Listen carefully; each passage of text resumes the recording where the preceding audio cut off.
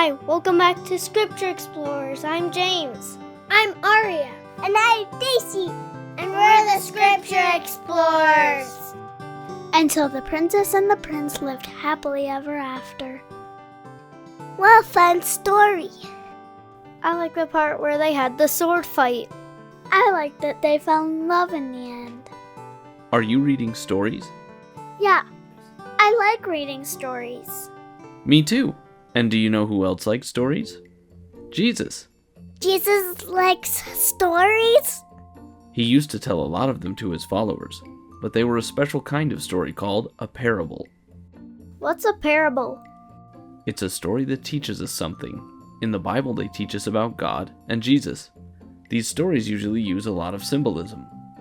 I don't understand symbolism very well. Symbolism is where we use one thing to represent another. I'll show you with one of Jesus' parables. It's called the parable of the sower. A sower is a person who plants seeds. There was once a sower who went about planting seeds. Some of the seeds fell by the wayside, and birds came and ate them. Some seeds fell where it was stony, so they were not able to grow properly. Some seeds fell among thorns, and the thorns stopped them from growing.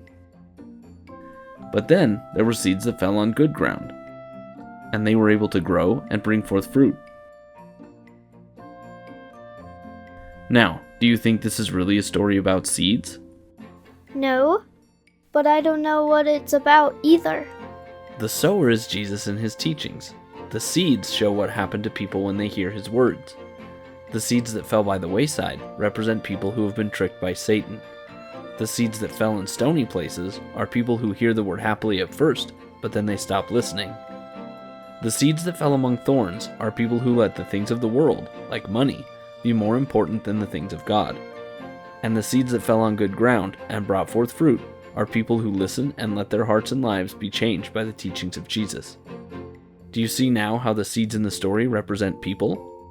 Yeah, I like that way of teaching. It's one of the ways Jesus liked best. Many times people who weren't ready to learn the lessons yet didn't understand his teachings, but he frequently taught me and the other apostles what the stories meant. He taught many different parables throughout the New Testament. As you read them, I hope you will listen closely and try to understand what his words mean.